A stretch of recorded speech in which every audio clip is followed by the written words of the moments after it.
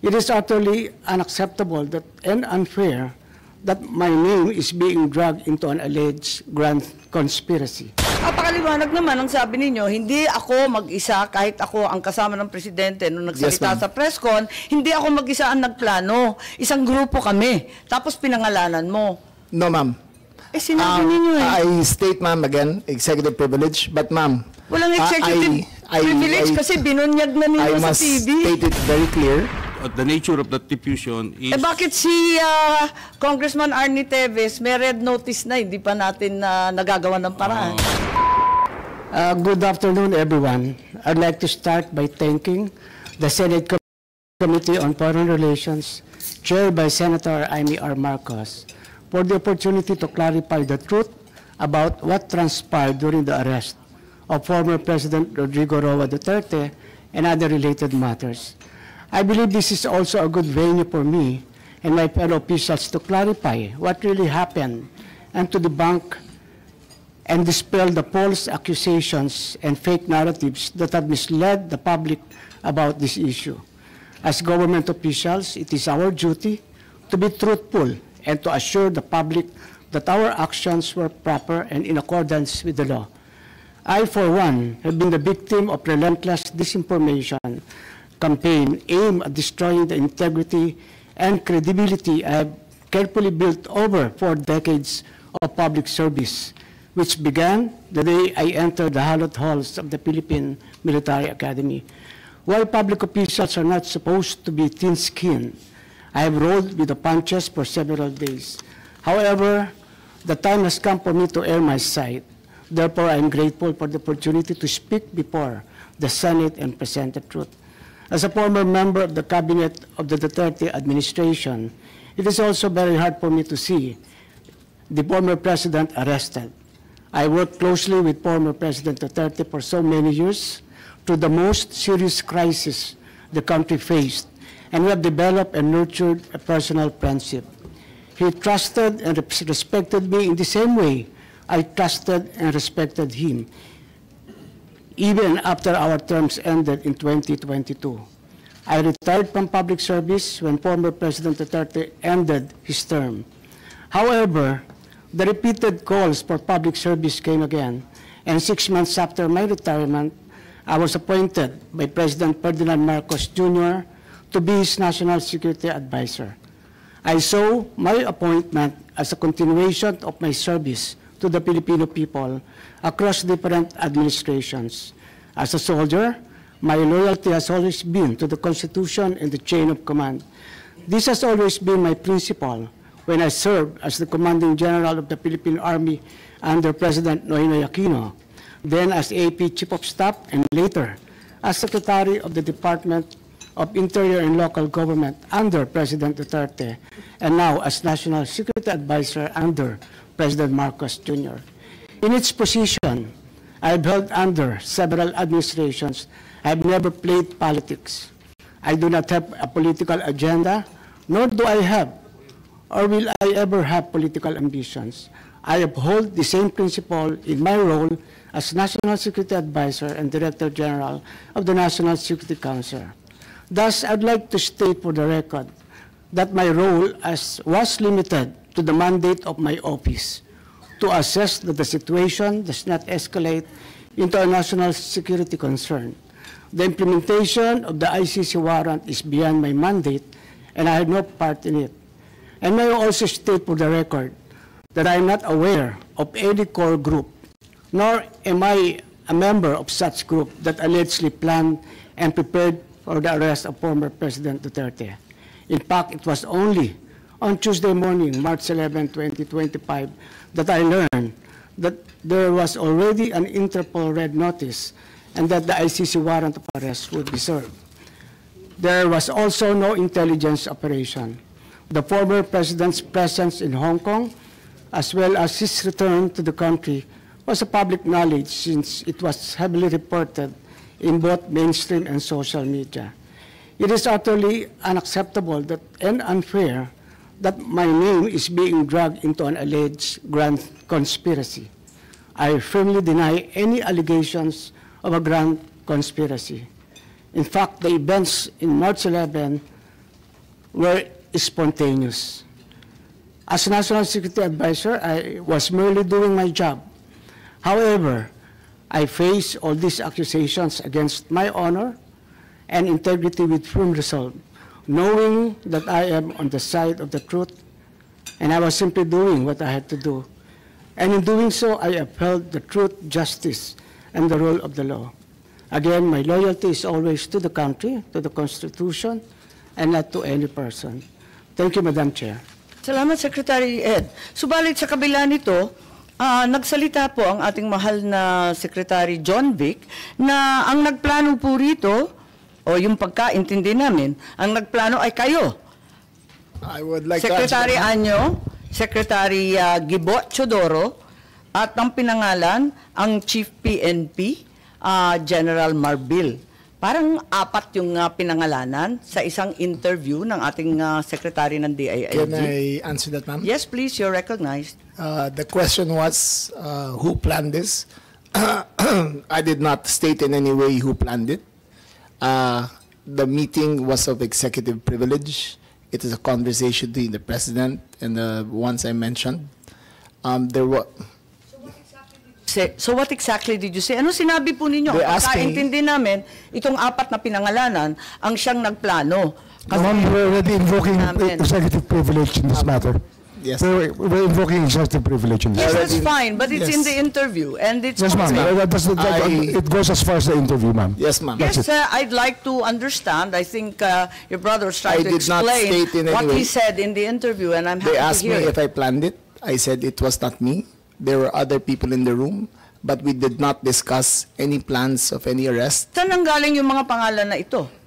Ma'am, that again is executive privilege. Ma'am, let Pero me explain, ma'am. Let me nandun explain sa first, ma'am. interview po eh. Yes, yes, Ang ma'am. liwanag Let eh. me explain first, ma'am. We were discussing rumors of an impending arrival based Parang hindi yung on... ganun ang dating sa amin eh. Ang That is pagkaintindi the namin, whole apat na truth, plano. ma'am. That is, we were discussing rumors. Go ahead, ma'am. Patugtog na lang natin para maintindihan ha. What was and who was really on top of this? Kayo ho ba? Because during the press conference of the President, it was you and the President. Yes. So ikaw ho ba nagplano ng lahat ng ito? Hindi naman, hindi naman. It was a group effort. Secretary Chodoro was there, Secretary Anyo was there too, and the President and I. So, hindi naman ako. Ako lang I ang natira. stand by that, ma'am. Last man standing doon sa Malacanang. I stand by that. Kasi Secretary Chodoro was working out of his office. Napakaliwanag po ng sinabi Yes, ma'am. ninyo. Wala Secretary namang Anyo, of mapakiyaw-kiyaw course, dun sa is sinabi. Special Intelligence. Yes, ma'am. Patayin na muna natin. Pakaliwanag naman ang sabi ninyo, hindi ako mag-isa kahit ako ang kasama ng presidente nung Yes, nagsalita ma'am. sa press con, hindi ako mag-isa ang nagplano. Isang grupo kami. Tapos pinangalanan mo. No, ma'am. Sinabi ninyo eh. I state, ma'am, again, executive privilege, but ma'am, Walang executive privilege kasi binunyag na I ninyo sa must TV. state it very clear, as I stated very clear, that there was no mastermind. We were discussing mainly about what the president's statements were in Hong Kong, and it was based all on that statement, ma'am. Sinabi ninyo na hindi kayo mag-isa na nagplano, kundi isang There was no grupo. planning, ma'am. Pero yun ang sabi eh. I said, hindi ako nagplano. Marami May kaming- isang grupo na Ang- nagplano. We were all talking about a rumor, ma'am, and that was all. Rumor lang yun? Yes, ma'am. Group effort ang sabi mo eh. Ang tanong niya kung ikaw ang nagplano, tapos sabi mo, There was no hindi, planning, group ma'am. effort. There was no planning, ma'am. Ano yung earlier- effort ng group Ma'am, kapag hindi let plano? me make I think that we're intruding into executive privilege already, ma'am. I think that we please No, I'm respect just our... asking him to explain the media. Yes, ma'am, but it's already I'm a very thin confining- dividing line between what transpires in a room between I will- cabinet members I will- and a media statement. But there's a very thin dividing line, ma'am. Understood. I hope that we can respect executive privilege. Understood, and the Senate and the Secretary Chodoro is fully aware.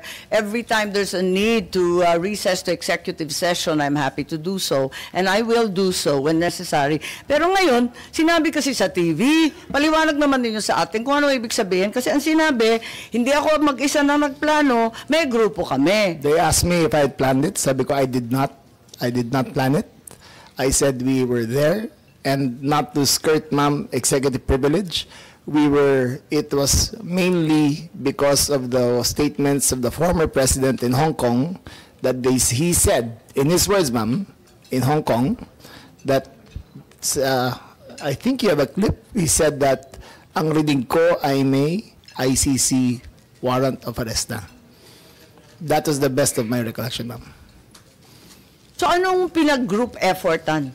Anong To discuss the rumor, ng ma'am. grupo na But again, ma'am, pinangalanan nyo? as far as I will invoke in executive privilege, there was no, you cannot plan on a rumor, ma'am. Kaya nagtataka So, ako, again, bakit ma'am, group effort? Chismis lang naman yun. Chismis nga. Ayun Kaya nga, yun. kung chismis, bakit mag-group effort pa? Tapos pinangalanan mo Ma'am, pa lahat na maraming nagpag-group marites sa effort. mundo to, ma'am. Dabis naman yung marites, dami-daming It marites was a sa amin. discussion of a rumor based on the statement of the president in Hong Kong. Nakakatuwa lang dahil chismis lang pala eh. Bakit sesentensyahan yung tao sa base ng chismis? It was a discussion of a rumor based on the statement of the president in Hong Kong. So you deny that you're part and parcel of the planning and that the other persons you named, hindi rin sila kasali dun sa pagpaplano? Again, ma'am, we were discussing the statement of the former president while he was in Hong Kong, that he said that he said, in his words, ang reading ko ay may warrant of arrest na ako.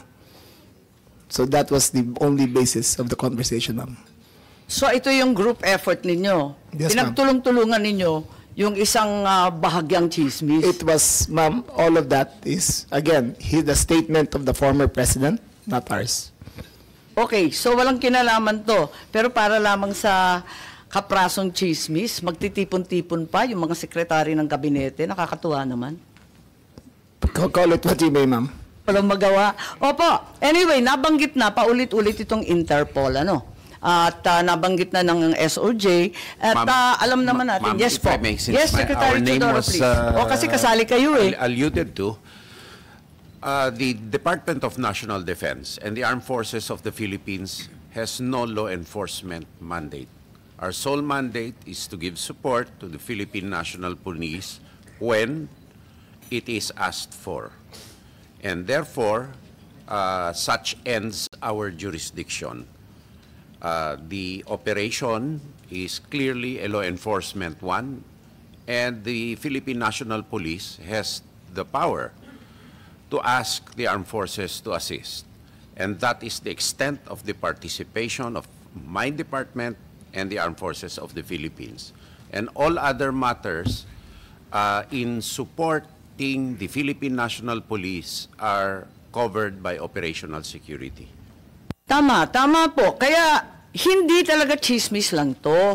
Meron talagang natanggap. At sinabi rin sa isang interview, alas 3 ng umaga, natanggap na yung notice of arrest nung Martes, March 11. Sinabi naman ni Secretary Remulla na si PNP General Marbil nakatanggap ng notice of arrest warrant alas 3 ng umaga ng Martes at sinabihan ang Pangulo ng alas 6. Nabasa niya nga sa alas 6 ng umaga. So ibig sabihin, hindi po chismis to.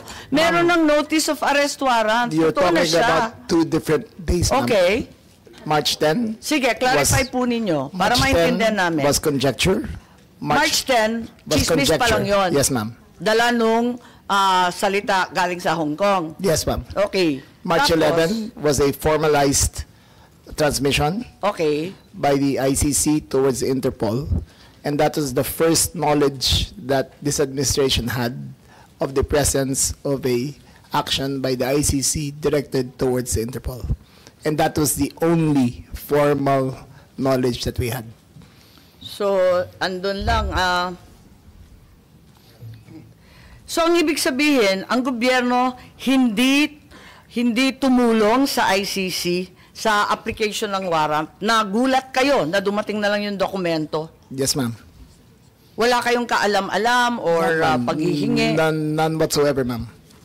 None whatsoever. Ganon din yung SOJ, pati yung SND. Wala kayong balita, wala kayong hinikayat, wala kayong pakikiusap na ilabas na yan sa lalong madaling panahon. Wala po ako rito nun eh. Nasa Vienna po ako.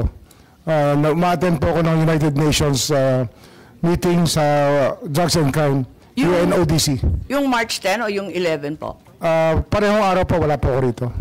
Ngunit nakikipag-usap ako sa telepono na tinatanong ko yung nangyayari dito sapagkat ang Department of Justice ay involved siyempre sa bawat proseso. At kinakausap ko po yung mga pwede kong kausapin tungkol dito. Okay, so wala kayo dito pero kayo nag-anunsyo at lumabas sa balita na alas 3 ng umaga pa lang ng Martes andyan na yung notice of warrant. It was me, ma'am. It was Ikaw me. ba? Ibang It was Remulla me. yun. Baka It was na-confuse me who pati confirmed, media. ma'am. Po. It was me who confirmed during the press conference of March, on Tuesday, March 11, I think, that when the president asked me on when the notice of diffusion arrived, and I stated it was 3 a.m. Salamat. Okay. Si General Marbil, may idadagdag po kayo. Kayo daw ang nakatanggap eh. Mama, natanggap ko po yun ay more or less after ng 3 o'clock. So usually ito po talaga ginagawa namin. Pagka meron pong request ang PCTC Interpol, we act po dun sa kanila po. Kung ano po yung request ng PCTC Interpol. Maraming salamat, General Marbil. At Interpol ang binabanggit na natin ngayon. So yung Interpol, ang Pilipinas ay isa sa founding member. Isa tayo sa nanguna sa pagtatatag ng Interpol noong 1952. Interpol's purpose is to facilitate cooperation and assist member nations. So crime information, sharing, investigative support, specialized training, transnational crimes in particular are the focus of this agency, and this comprise terrorism, cybercrime, organized crime, financial crime, and anti-corruption. And to ensure that it is not used for persecution, in its constitution, the Interpol has Article 3, providing that it's strictly forbidden for the organization to undertake any intervention or activities of a political, military, religious or racial character. So maliwanag yan sa Interpol, hindi sila manghihimasok sa politika at sa domestic affairs ng isang bansa. Ngayon, eto na yung press con ng ating Pangulo noong March 11 ng 2025 at sinabi niya, andito yata yan, it's a request of the Philippine government from Interpol. And to enforce the arrest warrant, and of course we comply with our commitments to Interpol. We did not do this because it was derived or it came from ICC, but rather from Interpol. Because they asked us, we have commitments to them, we live up to those commitments. I don't think we violated the country's sovereignty. Bakit naman? Dahil consistent naman tayo, hindi tayo tumutulong sa investigasyon ng ICC, wala tayong meron contact, pero not on an official level. We did not help them in any way. The arrest we did today was in compliance, ayan, mabasa ninyo, was in compliance with the commitment to Interpol at hindi yung ICC. Hindi natin kinakausap ang ICC, marami silang hinihingi sa atin ng mga dokumento, wala kaming binibigay. Yun lamang, hindi natin mahindian ang Interpol. So kung may duda sa ating pakikibahagi sa ICC, ang sinasabi ng Pangulo, ang ating commitment, obligasyon sa Interpol ay maliwanag at walang duda. So, ang sinasabi natin, kailan ba natanggap ng gobyerno na yung ICC naglabas na ng warrant of arrest laban kay Presidente PRRD? At alas 6 na ng umaga. Yun ang pagkakaalam kong yun. So, hindi... March 11. No inkling before, may marites lang. Marites lang po. Marami hong... ilang taon na po yung sinasabi na may lalabas na warrant of arrest. Ngunit ngayon lang ho talaga lumabas. March 11, alas 3 ng umaga. So hanggang sa March 11 ng alas 3, na tulad ng sinabi ni General Marbil, natanggap ninyo nung umaga, ay wala kayo ka-idea. The only information we got was the words of the former president in Hong Kong. Sa Hong Kong? Sa Hong Kong, ma'am. Na andyan na? Yes, ma'am. Siya pang nauna, hindi kayo? Yes, ma'am. Nakakatuwa, no? Anyway, hindi ba March 8 pa lamang, marami na ring chismis na magkakaroon ng arrest warrant. In fact, the following day, mismo yung palasyo, Malacanang, sinabi na may mga haka-haka na ganun nga, lalabas na, and the government is prepared for any eventuality.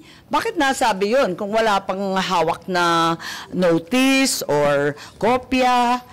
March 8 pa lang to, nagsalita na yung Malacanang. Ibig sabihin, andun na. Ma'am, the government is prepared for any eventuality at all times. That is the nature of our job. We will always be prepared. We will always be on hand to enforce any of these laws, ma'am. So it does not mean na yung executive o yung palasyo may nalalaman tungkol sa warrant of Ma'am, arrest. no one knew, ma'am. Walang may Again, alam. I repeat, ma'am, as of March categorically, no one knew until 3 o'clock of March 11. 3 a.m. Yes, ma'am. Sa umaga. Noong March 9, ang ating USEC sa PCO sabi, if Interpol hihingi ng assistance galing sa gobyerno, tutulungan. So why was Interpol already being mentioned and being bandied about as early as March 8, March 9, kahit wala pang notice, wala pang red notice, wala miski ano? Ma'am, maybe in context, sabi ko nga, marami ho naging pagkakataon na tumulong po Interpol sa atin, kaya hindi natin nalilimutan. Isang example po dyan ay yung paghuli po kay Alice Go sa Indonesia, at marami pa ho mga ibang pagkakataon na tumulong po Interpol sa atin. Ba't alam na ng palasyo that Interpol will be involved if at that time there was no confirmation or receipt of any warrant? Bakit nagsasalita na ang palasyo, nagsasalita na yung PCO, sinasabi na huwag kayo mag-alala, handa tayo sa anumang mangyari, bakit nagre-reassure na ang palasyo? Ano ho kasi yan? Parang pinapanakas. Ang mekanismo po kasi ng International Tribunal, katulad po ng ICC, ay lumapit po sa Interpol upang ipamahagi o upang iserve ang warrant kasi wala po sila sariling kapulisan ang ICC. So, kaya alam na umaasa ninyo, rin po sila sa Interpol. Tama. So, ang executive, alam na ninyo na ang Interpol ang gagamitin. Hindi sa wala tayo. Ano po yun eh?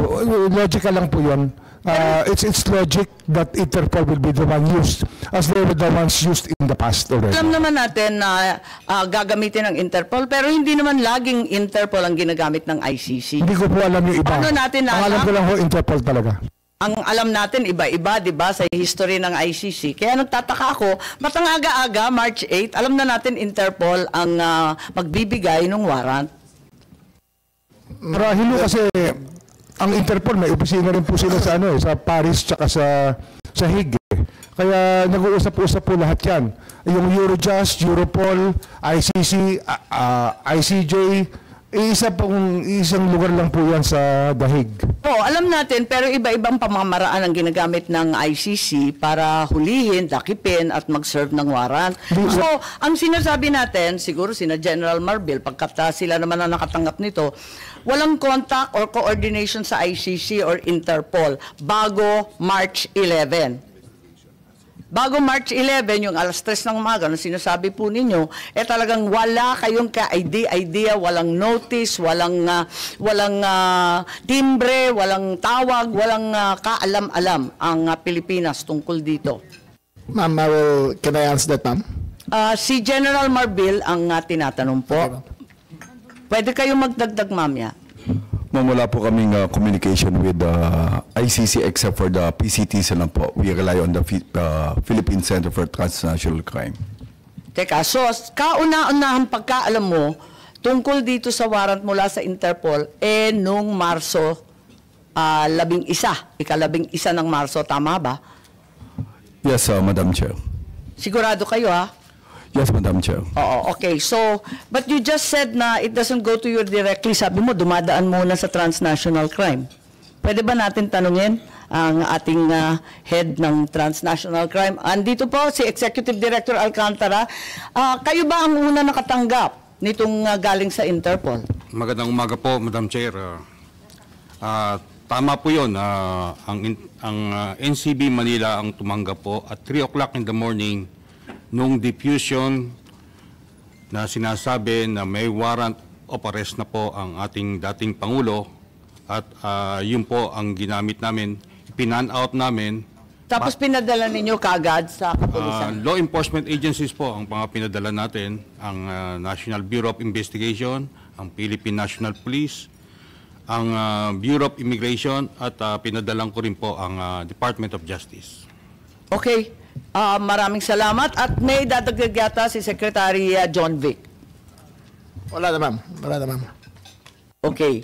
At was a red notice, itong tinatawag na red notice, iyon ba ang pinadala ng Interpol, Executive Director Alcantara? Kasi ang binanggit mo ngayon, diffusion. Ang dumating po sa atin Oh. ay isang diffusion, isang commonly tinatawag na red diffusion. Teka, ang pagkaalam ko, iba ang notice at iba ang diffusion. Iklaro po ninyo, alin na natanggap? Ipapaliwanag ko po. Ang red notice po ay a request for international police cooperation that has been applied for by a member country or entity that are distributed to every member of the organization. Opo, alam natin yon. Okay. Pero ang sabi kanina, red notice ang natanggap. Ngayon ang sinasabi mo, hindi red notice, kundi diffusion lamang. Tama po. Alin ba talaga? Diffusion po. Walang red notice. Nagkakaroon po ang general public or everybody ng Pero alam natin confusion. na hindi magkapareho yun. It's equivalent po to a red notice. Hindi po. Ang red, Mas alam ninyo ito sa akin. Opo, Ang opo. diffusion po, hindi red notice. Tingnan lang natin ang hindi nga po. website. Ang diffusion po is a request for international police cooperation that is coming from an entity or another member country that is directed to another member country or Tama, several oo. countries. Yun po ang pagkakaiba. Sa member to member, Opo. it's an unverified report requesting for information, humihingi lang, makikipakilang sa kapwa member na kung maaari, tulungan ninyo kami. Pero hindi siya verified, hindi siya dumadaan sa kanilang commissioner, hindi siya pinopost sa website katulad ng red notice. But Tama po ba? It went through the police, of the organization's police database. Pumasok din po yun sa database. Pumasok sa database pero unverified. Maliwanag siya, di ba? Papinawanag po na... So, hindi po red notice ang natanggap, tama? Diffusion po. A red diffusion. And more technical po, it's a wanted person diffusion. Tama. More technical. So, walang red notice. Kapag walang pag-diffusion lang, ang pagkaintindi natin, humingi lang ng impormasyon, di ba? Hindi po. Meron po tinatawag na red diffusion, blue diffusion. Oo, maraming kulay yun eh. Yung sinasabi po niyo na humihingi lang ng impormasyon is blue diffusion. Okay, may kulay ba ito? Yung pinadala sa atin, anong kulay ng diffusion? Ito po ay wanted person diffusion. So, walang red notice. Hindi po siya red notice. Nakatanggap pa tayo ng red notice at any point? Itong pong wanted person diffusion na to, pagpasok po sa Interpol, sa Leon, pa-process po ng notices and diffusion. Opo, alam po natin yon. Alam natin yung procedure. Ang kasunod po Madalas nun, na natin ginawa yan eh. Kasunod po nun, mag-i-issue sila ng red notice. But this Teka. time, dahil po may urgency, they decided na it will go through by So lumundag na diffusion. tayo mula sa diffusion, hindi man lang na-confirm, hindi man lang napagtibayan, hindi man lang nadaan sa commissioner nila, hindi man lang nailagay sa website o naging opisyal, lumundag na po tayo. Sa diffusion pa lang yan mo. Hindi, kasi inaamin ninyo, wala namang red notice kailanman. It is our job to find it out immediately, disseminate immediately, because the nature of the diffusion is... Bakit si Congressman Arnie Teves may red notice na, hindi pa natin nagagawa ng paraan? Hindi ko po masagot. Ma'am, yung kay Arnie Teves, kaya ho siya nahuli sa East Timor ay dahil sa red notice. Yun ang dahilan. Oo, klaro po yun, yung red notice. Kaya nga, ang pagkaintindi namin, red notice din ang sinasabi. Ngayon, lumalabas na wala kailanman na lumabas na red notice mula sa Interpol, kundi diffusion lamang. Baka dahil sa panahon, kasi mabilis po ang pagganap ng lahat, yung mga pangyayari. Mabilis po nangyayari. Kaya marahil, sa ordinaryong pagkakataon, nandyan po ang red notice. Mura dito, wala akong pagkakataon marahil. Madam Chair, gusto So, ko... ibig sabihin, ang katotohanan, walang red notice. Mag-ingat po kayo, you're under oath, makokontempt po tayo. Dahil pagbibigyan natin, kasi sabi, red notice, yung pala, hindi red notice, nasa diffusion na po. There was no red notice and what was issued was merely a diffusion. Pakita po natin, may pagkakaiba yan, matindi. So, itong diffusion, hindi yan pinagtitibay ng Interpol Secretariat. Hindi dumaan sa Commissioner. Tama po ba? Meron pong disclaimer to say that it did not go to a review of the notices and task force diffusion. So, may disclaimer. Nag-mobilize ang pamahalaan ng libo-libo, 7,000 ang pinagmalaki na kapulisan para sa isang request for information ng Interpol na unverified. Pinahihingi lang. Walang sinasabing nagmamadali. Pero, lahat ng government resources, pinaandar na dahil sa simpleng request sa kapwa-membro. Tama po? Ang iko-correct ko po ay hindi information ang hinihingi po. It is a wanted person notice, diffusion notice. Diffusion. Diffusion notice. Wanted person po ang nandoon. Okay, pakita natin. Medyo maliit ang letra, pero basahin natin. Pwede bang palakihin para mabasa na maigi pa? Okay. So, maliwanag. Tama po na dumating ng 3:04 ba to? Correct po. Tama. Ng umaga, Arian. Ang liwanag. Tapos, ang request dito, after prior consultation with the government of the Philippines. So, hindi totoo na March 11, 3 a.m. lang ninyo nalaman.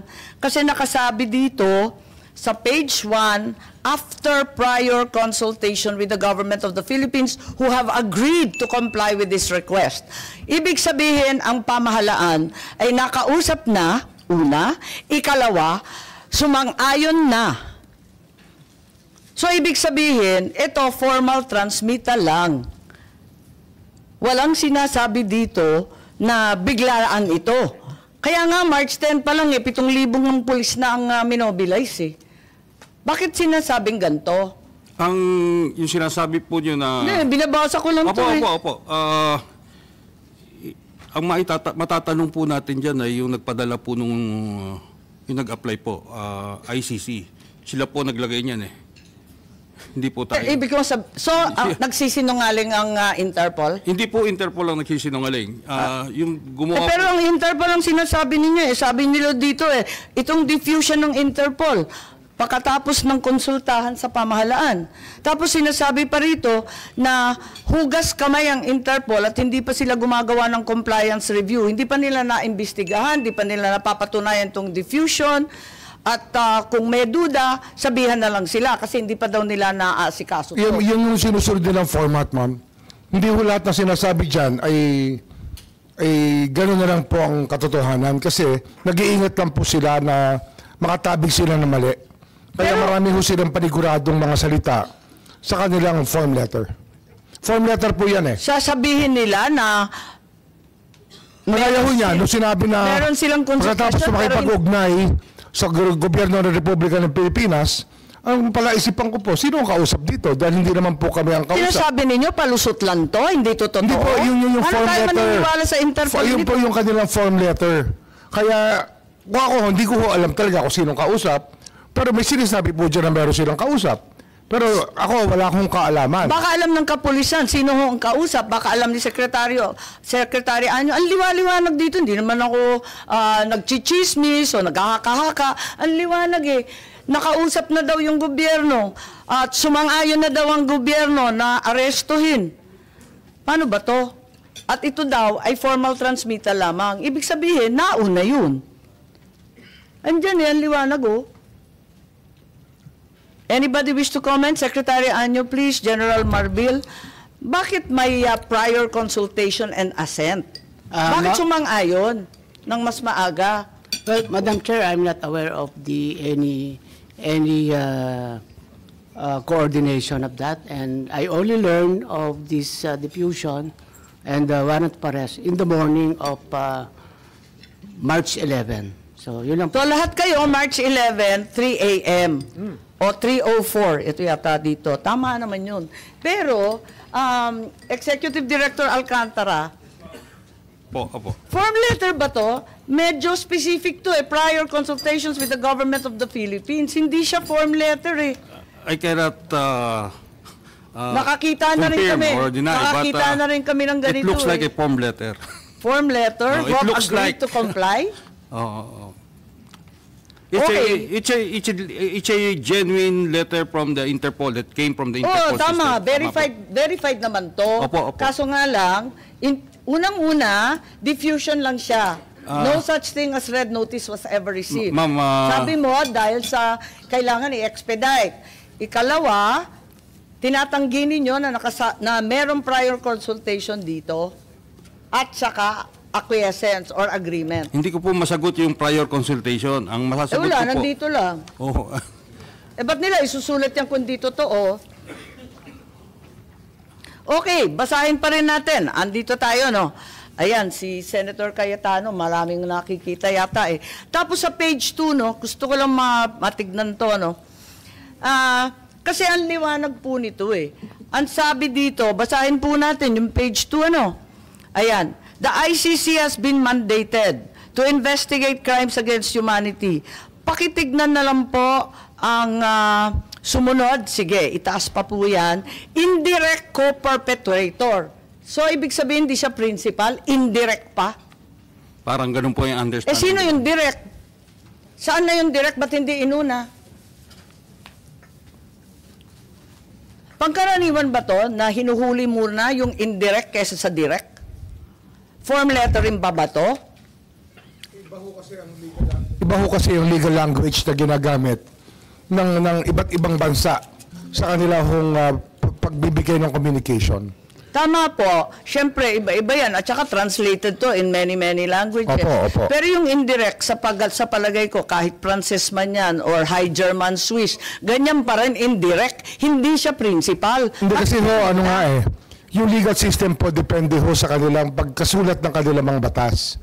Kasi kagaya ho sa atin, conspiracy po ang tawag natin dyan, di sa ating bansa. Co-conspirator po ang tawag sa isang taong participate sa isang krimen. Ito, co-perpetrator. Yun nga ho yun.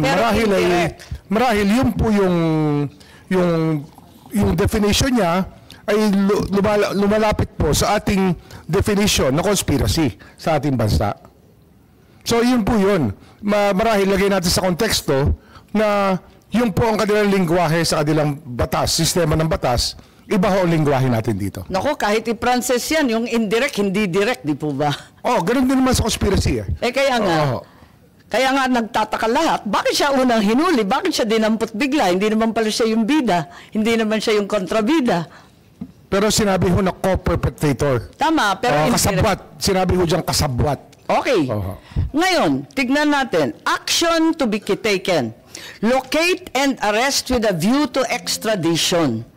Assurances are given extradition will be sought upon arrest of the person in conformity with national laws or the applicable bilateral and multilateral treaties.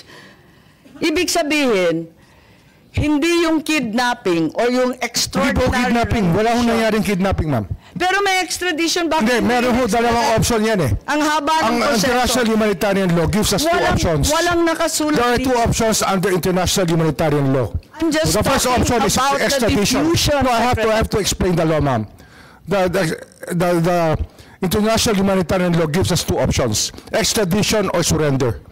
And we chose the surrender path, ma'am, not extradition. So despite the myriad and ironclad commitments to Interpol, hindi tayo sumunod dito sa hinihingi. Hindi mo sila familiar sa system natin. Ang hinihingi nila, extradition, hindi surrender. Di po ba? Ang liwanag Iyan po ay kanilang sinasabi kasi iyan po ang customary law sa maraming bansa na extradition. Kanina sinabi mo, customary law, yung procedural at administrative, hindi din pero yun nga hindi nila alam yung ating batas Hindi mo nila alam na meron tayong Republic Act 9851 na nagsasabi, pwede extradition o pwede surrender. Teka, Ang pinili po namin, executive action po, surrender po. Tapusin muna natin yung sentence kasi meron pang karugtong.